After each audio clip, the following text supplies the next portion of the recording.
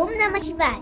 ৰাতিপুৱা শুই উঠি আত্মহিতৰ কামনাৰে প্ৰাতঃস্মৰণ কৰিলে সৰ্বশক্তিমান প্ৰভু পৰমেশ্বৰৰ ওপৰত বিশ্বাস, নিজৰ মাতৃভূমি আৰু ৰাষ্ট্ৰৰ প্ৰতি ভক্তি আৰু প্ৰেম তথা আত্মগৌৰৱ আৰু স্বাভিমান জাগি উঠে। তাৰ ফলত প্ৰফুল্লতা, উৎসাহ, দৃঢ়তা আৰু উল্লাসেৰে নিজৰ কৰ্তব্য পথত আগবঢ়া ব্যক্তিয়ে নতুন সফলতা লাভ কৰে। গোটেই দিনটো প্ৰসন্নতা আৰু উৎসাহেৰে মন ভৰি থাকে। সেয়ে প্ৰাতঃস্মৰণ কৰা খুবেই প্ৰয়োজন। আজি মই প্ৰাতঃস্মৰণৰ প্ৰথম শ্লোকটো গাম।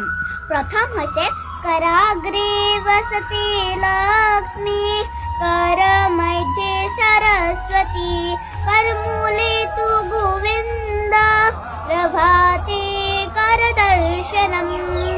ইয়াৰ অৰ্থ হ'ল ৰাতিপুৱা শুই উঠি আমাৰ নিজৰ হাত দুখন চোৱা উচিত। কিয়নো কাৰণ আমাৰ হাতৰ আগভাগত থাকে মা লক্ষ্মী আৰু হাতৰ মধ্যভাগত থাকে মা সৰস্বতী আৰু কৰমূলত প্ৰভু গোবিন্দই বাস কৰে।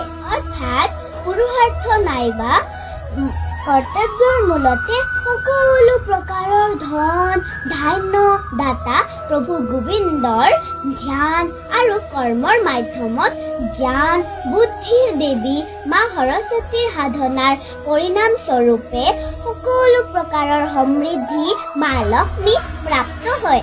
এই তাৰ অৰ্থ। ৰাধে ৰাধে।